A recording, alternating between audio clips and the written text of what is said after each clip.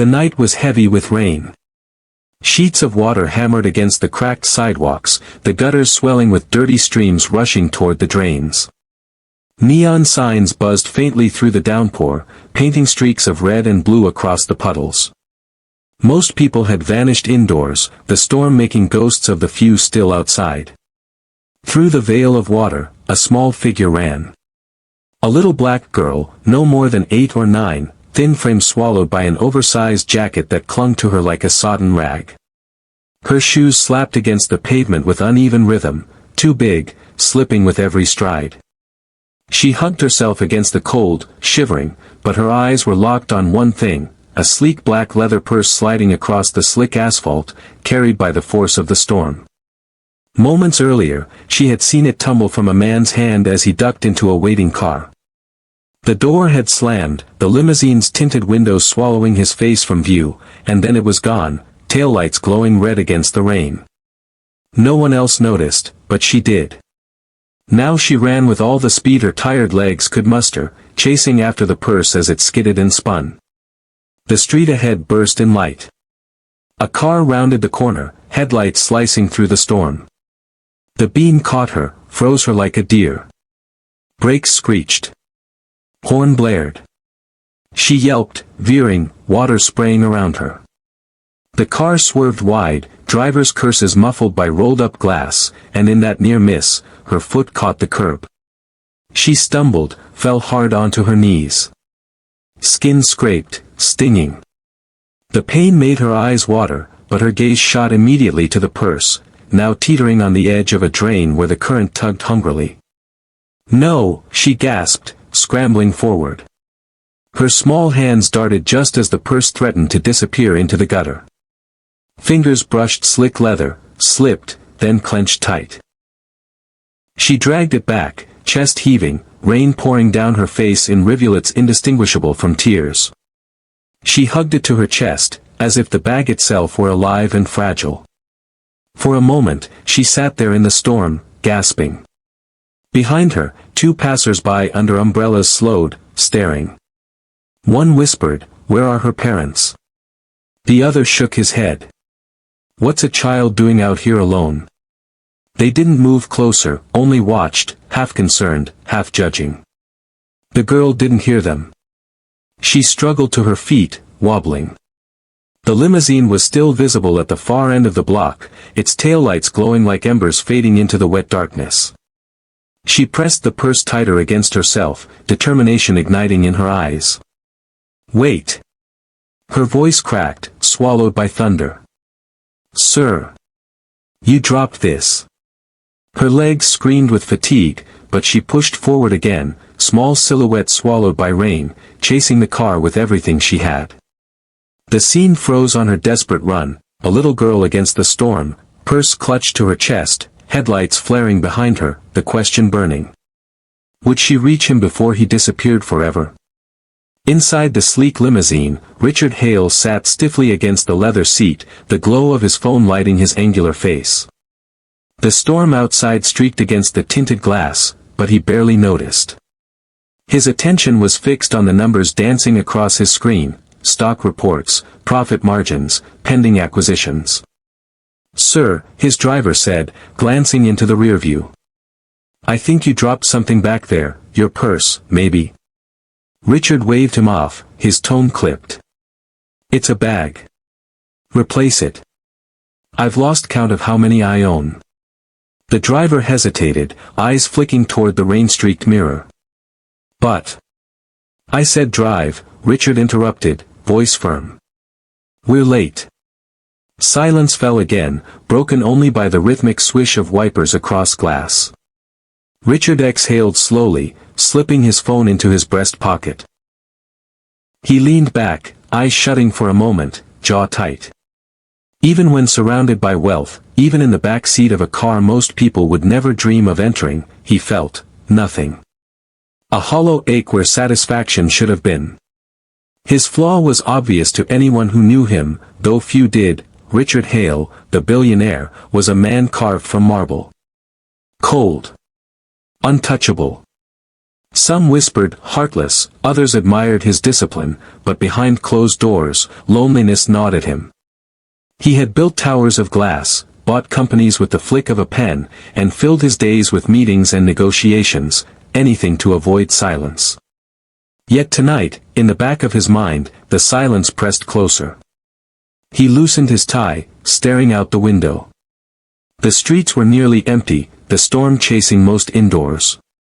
For a flicker of a second, his gaze caught a blur, a tiny figure sprinting, arms tight around something, legs slipping on slick pavement. But the car turned, and she vanished from sight. Richard frowned, tapping a finger on the glass as if to steady the thought. A child, at this hour? In the storm? He shook his head, dismissing the image. Not my concern, he muttered. Still, unease lingered. He shifted in his seat, restless. The driver glanced at him again. Long night, sir. Richard gave a noncommittal hum, staring at the droplets chasing each other down the window. His empire had grown another billion this quarter, but the thought of going home to the cavernous penthouse waiting for him, the silence, the echo, felt heavier than the rain. Lightning flashed, illuminating his reflection for a heartbeat. The lines of age at his temples, the hardness in his eyes. Once, long ago, they had held warmth. But years of betrayal, of loss, of relentless ambition had carved that out of him. He closed his eyes, ignoring the nagging voice inside. The bag was gone. The child was gone. Tomorrow's headlines and meetings were waiting. And yet, something in the storm whispered. Not everything could be replaced. The storm eased to a steady drizzle, but the streets still glistened with water, every light doubled in reflection. Amara, small, soaked, and trembling, pressed the purse tight against her chest. Her knees throbbed from the fall, but she refused to let go. She reached a corner and slowed, chest heaving. The limousine was gone, swallowed by the city. Her shoulders sagged, but she didn't cry. Instead, she glanced down at the purse. The leather was smooth, black, expensive, worth more than anything she or her grandmother had ever owned. Her stomach growled. She hadn't eaten since morning, and even then, it was only a piece of bread her grandmother had saved. For a moment, temptation pressed heavy. She could unzip the purse, take what was inside, maybe buy food. Her fingers hovered. She swallowed hard, shaking her head. No, she whispered to herself. It's not mine. Her grandmother's words echoed, you may not have much, child, but you have your name. Don't let it be dirted by greed. Amara hugged the purse closer, pulling her jacket around it as if to protect it from the rain. She started walking, shoes squelching, searching for the car that had long disappeared. A diner's warm glow spilled across the sidewalk, golden against the wet night. Amara stopped, pressing her small hands against the glass.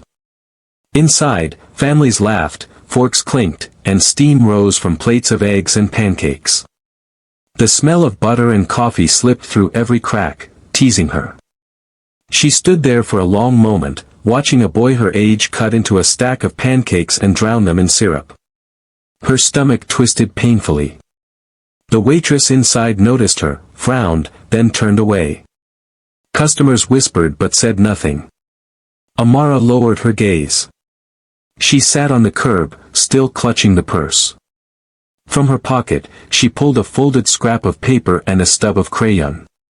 Despite the rain, she began to draw, pressing hard so the wax wouldn't wash away. A picture took shape, a small figure with curly hair holding hands with a taller figure. The taller figure's face was blank, left unfinished, but the small one wore a wide smile. She studied it, sighed, and tucked it back into her pocket. The purse felt heavier in her arms now, almost like a burden. But she carried it anyway. Her grandmother's cough had worsened these last weeks, medicine cost money they didn't have. Yet still, Amara refused to open the bag. This belongs to someone, she murmured. I have to give it back. Across the street, a man under an umbrella shook his head. Crazy world. Little girl out here in the rain, and she's more honest than half the city. His companion muttered, won't do her much good. Honesty doesn't feed you. Amara didn't hear them. She rose, determination written in her small, tired face. Somewhere in this sprawling city, the man who dropped the purse was out there. She would find him. Because it was the right thing to do. Richard Hale hadn't expected to end up back at the same diner. He rarely ate in such places, too public, too ordinary, but the storm had delayed his schedule, and his driver insisted on stopping for a late meal. Richard agreed with little thought, eyes still buried in his phone as they slid into a corner booth. The diner buzzed with muted chatter, silverware clinking against plates. Neon lights flickered against the rain-slicked windows. Richard scrolled, disengaged, until a sudden ripple of motion by the glass caught his eye. A child. The same small figure he had glimpsed earlier in the storm. She sat on the curb outside, soaked to the bone, clutching something black against her chest. His breath hitched. The purse. Before he could rise, the door jingled open. Amara stepped inside, shivering, her thin jacket dripping onto the tiles. Conversations faltered, a few patrons glanced her way, then back to their food. The hostess frowned. Sweetheart, where are your parents? Amara clutched the purse tighter, gaze flicking nervously around until it landed on Richard. Her eyes widened. She walked toward him, cautious but steady, and placed the purse on the table before him. You dropped this, she said softly, almost swallowed by the hum of the diner. Richard blinked. His bag. Untouched. He opened it, everything was still there. Cards, cash, documents. The honesty of the gesture struck him with unexpected force. You ran through that storm for this? His voice was rougher than intended. Amara nodded once, her small chin lifting with quiet resolve. It's yours. I wanted to give it back. The diner had fallen strangely hushed, a few patrons glancing curiously at the unlikely scene, a drenched little girl facing down one of the city's most powerful men. Richard studied her, searching for the angle, the trick. But there was nothing in her wide, dark eyes except honesty and exhaustion. You could have kept it, he murmured, almost to himself. Why didn't you? Amara shrugged, water dripping from her hair onto the vinyl floor. Because it's not mine. My grandma says, even if you don't have much, you shouldn't take what isn't yours. Something in Richard's chest twisted. He cleared his throat, gesturing for her to sit. You're soaked. At least have something warm to eat. She hesitated, glancing toward the door as if expecting someone to drag her away. Then, slowly, she slid into the booth across from him, her small hands folded tightly in her lap. When the waitress came, Richard ordered without asking. Hot chocolate. And, whatever she wants. Amara's eyes lit up when the steaming mug arrived, her fingers wrapping around it as though she'd never known such warmth. She sipped carefully, savoring every drop. As she ate, pancakes, eggs, bacon, she moved with delicate precision, cutting tiny pieces, chewing slowly, as if making it last. Between bites, she reached into her pocket and pulled out a crumpled piece of paper. She smoothed it across the table, revealing a drawing, a child holding hands with a taller figure whose face was left blank. Above them, a sun with uneven rays. Richard's gaze lingered on the sketch. Who's that? He asked quietly. Amara's voice softened. Me. And, someone. I don't know who yet. But I think, one day I'll find him. The words landed heavier than the storm outside. Richard's breath caught, his pulse unsteady. He didn't know why, but the picture, the honesty in her voice, the sheer innocence, something in it struck deep, deeper than he wanted to admit. She tucked the drawing back into her jacket and looked up at him with a small, hopeful smile. Thank you for the food, mister. Richard inclined his head, unable to find words. The purse sat between them, but somehow, it no longer felt like the most important thing on the table. Richard watched Amara carefully as she ate, unable to shake the feeling gnawing at his chest. When she reached for the hot chocolate, her sleeve slid back, exposing a faint mark on her wrist. Richard's heart stopped. A birthmark. He knew that shape. An oddly curved blotch, like a crescent moon. His daughter, his infant daughter, who he'd been told died at birth, had carried the same mark. For a moment, Richard's breath came ragged. He told himself it was coincidence. But then, as Amara hummed softly to herself, recognition struck again. The tune was a lullaby Clara, his late wife, used to sing. He hadn't heard it in years. "Where did you learn that?" he asked, more sharply than intended. Amara blinked. "My grandma hums it. She said my mama used to sing it too." Richard's throat tightened. His mind flooded with memories of Clara, her laughter, the way she held their newborn. The sterile hospital room. The doctor's voice, "She didn't survive." His world had ended that day. And yet here sat this child, with Clara's lullaby, Clara's mark, and eyes that pulled at something buried deep in him. Amara tilted her head. "Are you okay, mister?" Richard forced his voice steady. "Yes. I'm fine." But he wasn't. The waitress returned with the check, breaking the tension. Amara pulled out another drawing from her jacket and slid it across the table. This time, the figures were clearer, a little girl holding hands with a tall man. Above them, in uneven letters, one word. "Daddy." Richard's pulse hammered. Amara looked up shyly. "I don't know who he is yet. But I think, one day I'll find him." The words pierced him. He stared at the paper, then at her. His chest burned with a mixture of fear and impossible hope.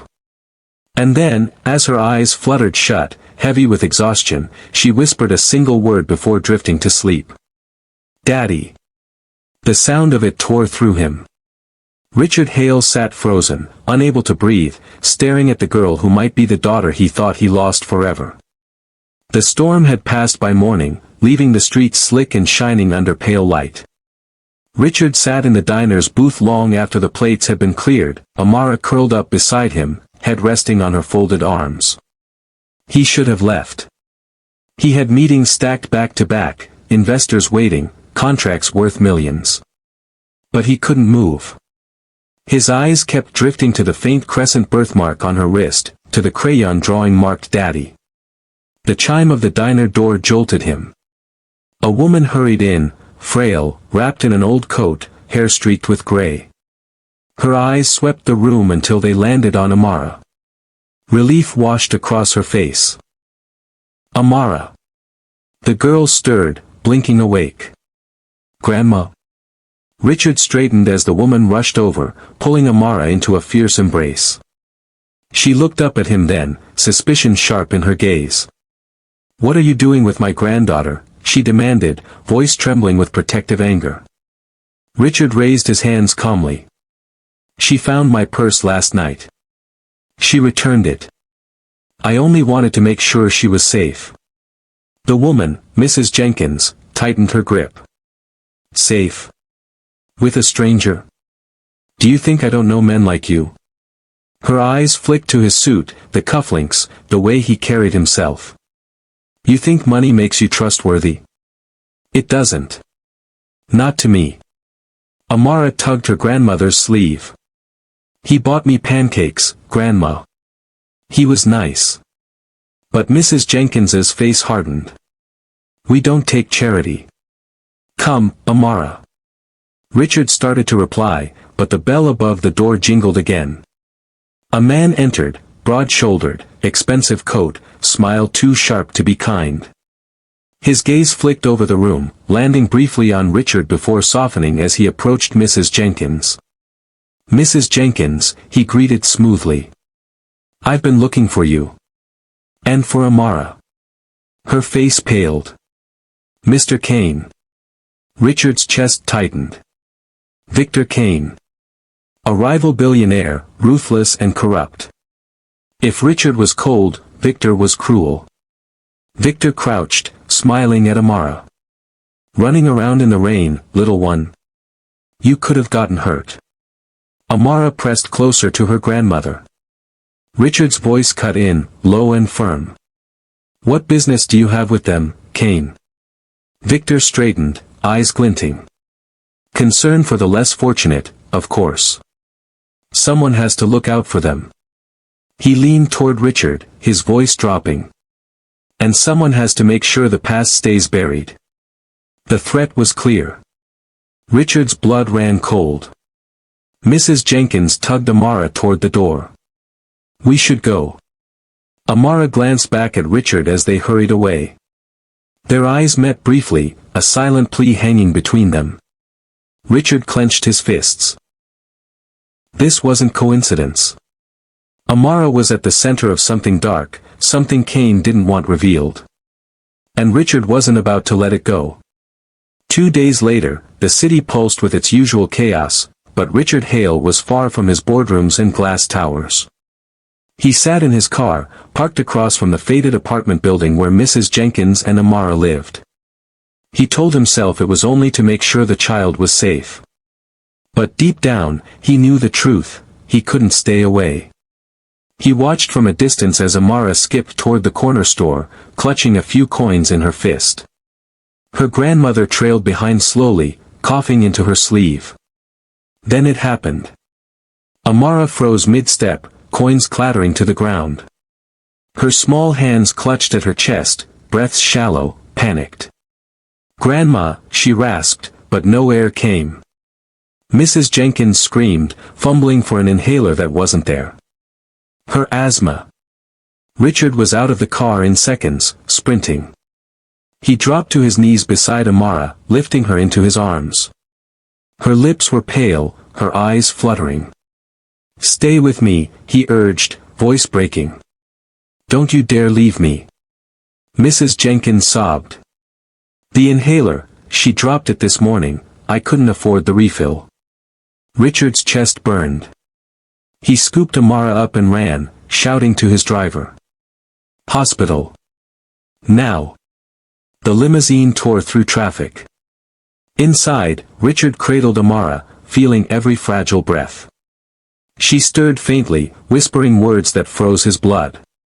Don't, let them, take me again. Richard's heart thundered. Again. The car screeched into the ER bay. Doctors rushed to meet them, wheeling Amara away under harsh lights. Richard stood frozen, rain dripping from his hair, his hands trembling as if the ground itself had given way. Through the glass, he saw her vanish beneath a swarm of nurses. He pressed his palm to the cold pane, whispering a promise to no one but himself. Not again. Not ever again. The waiting room smelled faintly of antiseptic and burnt coffee. Richard sat rigid in a plastic chair, his $1,000 suit damp from rain and rumpled from hours of pacing. Across from him, Mrs. Jenkins wrung her hands, silent tears cutting lines down her weary face. Through the glass doors, Richard caught glimpses of Amara, oxygen mask pressed to her small face, nurses moving quickly around her. Each glimpse twisted the knot in his chest tighter.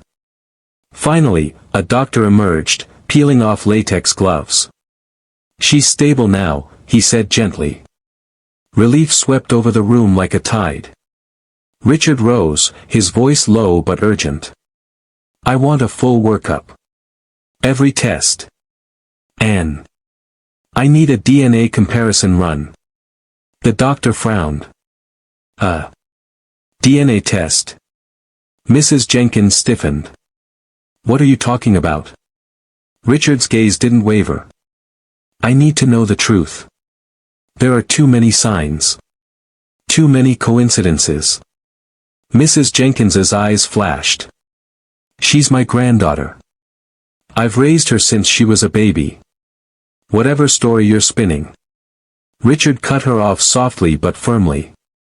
If she is who I think she is, then she deserves answers. And protection. The old woman's defiance faltered under the weight of his conviction. Finally, she looked away, whispering, "Do what you must." The hours dragged. Richard stood by the window, staring down at the city lights, each second a hammer in his chest. He replayed Amara's whispered plea, "Don't let them take me again." He remembered the birthmark, the lullaby, the drawing marked Daddy. Every thread wove into a tapestry of impossible hope. At last, the doctor returned, folder in hand. His expression was measured, careful. He extended the papers.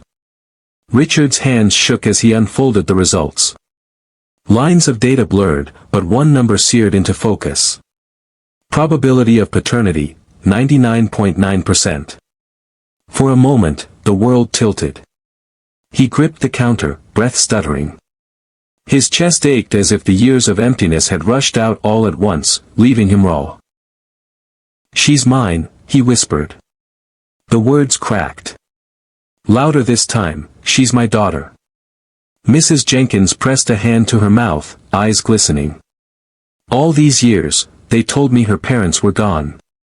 That no one was looking." Richard lowered the paper, his gaze burning with resolve. "They lied. And whoever's responsible will answer for it." He entered Amara's room quietly. Machines beeped softly, casting a glow across her small form. She stirred, blinking up at him. "You came back," she murmured weakly. Richard sank into the chair beside her bed, taking her tiny hand in his. "I'll always come back," he said, voice breaking. "You're my little girl. My daughter." Tears welled in her eyes. "Daddy?" "Yes," he choked. "Daddy's here." And in that moment, the walls he'd built around his heart crumbled to dust. The following morning, the hospital corridors buzzed with their usual rhythm, nurses exchanging charts, carts rattling, intercoms paging doctors. Yet in Amara's room, time seemed to stand still. Richard hadn't left her side all night. His hand remained wrapped around hers, as though letting go might shatter the fragile miracle the DNA test had given him. Mrs. Jenkins sat in the corner, hollow-eyed. She watched him with a mix of wariness and resignation. For years, she had carried the burden of raising Amara alone, shielding her from questions that had no answers. Now, the truth had broken through the walls she'd built. The door creaked open. A woman stepped inside, her movements hesitant, as if afraid the scene might vanish if she disturbed it. Her coat was frayed, her hair tucked under a faded scarf, but her face, Richard's breath caught. "Monica." Her eyes filled instantly with tears. "Richard." For a heartbeat, silence. The years between them crashed like waves, years of grief, of believing their child had died. Monica pressed a trembling hand to her lips, her gaze locked on the small figure in the hospital bed. "Is it?" Her voice cracked. Richard nodded, unable to speak. Monica moved forward, hands shaking as she brushed Amara's hair back from her forehead. "My baby," she whispered, collapsing into sobs. Amara stirred, eyelids fluttering. She blinked at the unfamiliar woman leaning over her, then at Richard. Confusion flickered, then curiosity. "Daddy, who is she?" Richard swallowed hard, his throat tight. "She's your mother, Amara." The child's eyes widened. "Mommy?" Monica's breath hitched. "Yes, sweetheart. Mommy's here. Mommy never stopped loving you." Amara reached weakly toward her. Monica gathered her close, sobbing into her daughter's hair. For the first time in years, Richard saw light in Monica's eyes again, fragile, but real. Yet the moment fractured when Mrs. Jenkins stood abruptly. "No," she said sharply, tears brimming. "You can't just appear after all these years and take her. I was the one who fed her, bathed her, stayed awake through every fever. You, both of you, you were gone." Monica turned, clutching Amara protectively. "I thought she was dead. They told me. And I thought no one cared," Mrs. Jenkins interrupted, voice trembling. "I gave up my life to keep her safe. Don't think you can push me aside. The tension thickened, 3 lives pulled taut by love in different forms. Amara looked between them, fear flickering in her eyes. Please, don't fight, she whispered. Richard stood slowly, his voice steady. She belongs to all of us. Monica, you're her mother. Mrs. Jenkins, you're the one who kept her alive when the world failed. If we fight each other, she loses again. And I won't let that happen. Monica's shoulders shook, but she nodded. Mrs. Jenkins's defiance softened, her gaze falling to Amara's frightened face. Finally, Richard reached across the bed, placing his hand over both women's. We fight for her together. No more secrets. No more lies. Amara smiled faintly, tears shimmering. Family, she whispered. For the first time, the word felt true. Catharsis swelled in the room, fragile but undeniable. Yet outside, shadows still lingered. Richard knew Victor Kane wouldn't let this go. Not without a fight. The city's skyline gleamed under evening lights, towers piercing the dark like steel sentinels. But in Richard Hale's office, a fortress of glass and marble, the atmosphere was taut with anticipation. He stood before the vast windows, hands clasped behind his back. On his desk lay a folder thick with evidence, forged adoption records, hospital files, bank transfers, all tracing back to Victor Kane. Richard's jaw tightened. Tonight would be the end of it. Behind him, Monica paced, her anxiety raw. Are you sure about this? What if he suspects a trap? Richard turned, eyes hard. Kane is arrogant. He believes he's untouchable. He'll come, if only to gloat. And when he does, we'll have everything we need. Mrs. Jenkins sat quietly with Amara on the sofa, her hand resting protectively on the child's shoulder. Amara clutched a new drawing, 3 figures holding hands beneath a sun, labeled in uneven letters, Mommy. Daddy. Grandma. Me. Richard looked at it briefly, the edges of his heart softening. That picture was what all this was for. Hours later, the elevator chimed. Victor Kane stepped into the office, his smile cold, a shark smelling blood. Richard, he drawled, spreading his arms. And the lovely Monica. What a reunion. Richard remained behind his desk, composed. You've hidden behind lies for years, Kane. Tonight, it ends. Victor chuckled. You think you've cornered me? Please. The world runs on power, and power runs on men like me. That child should have been gone long ago. She was never meant to survive. Monica gasped, her face draining of color. Richard's fury simmered, but his voice was steady. Thank you for admitting it. Every word has been recorded. Victor's smirk faltered. From the shadows, detectives emerged, badges flashing. Victor Kane, one officer declared, you're under arrest for conspiracy, fraud, and child trafficking. Victor snarled, struggling as cuffs locked around his wrists. You can't stop it, Hale. I'm just one piece of the machine. Others will come for her. You'll never keep her safe. His words echoed as they dragged him out, rage twisting his features. The office fell silent. Richard exhaled, shoulders heavy but unbowed. Monica rushed to Amara, pulling her close, whispering reassurances. Mrs. Jenkins dabbed her eyes, relief softening her lined face. Richard knelt before Amara, cupping her cheek. It's over. He'll never hurt you again. She studied him with wide, trusting eyes, then held up her drawing. We're together now. Forever. He smiled faintly, a tear slipping free. Forever. I promise. He took the drawing and set it in a frame on his desk, replacing an old photograph of empty skylines. The family portrait, drawn in crayon, became the centerpiece of his empire. Days later, the 4 of them stood outside the courthouse, cameras flashing as reporters shouted questions. Richard ignored them all, holding Amara's hand firmly in his own. "This isn't about wealth," he told the press calmly. "It's about family. And no amount of money, power, or lies will ever take her from us again." The crowd murmured, flashes brightening the night.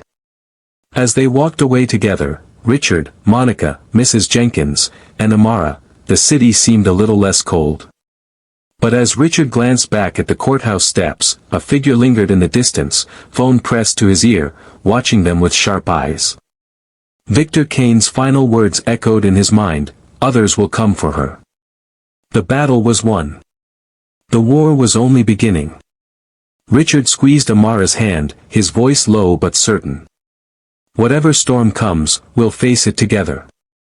And with that vow, the family stepped into their future, bound not by blood alone, but by unbreakable love.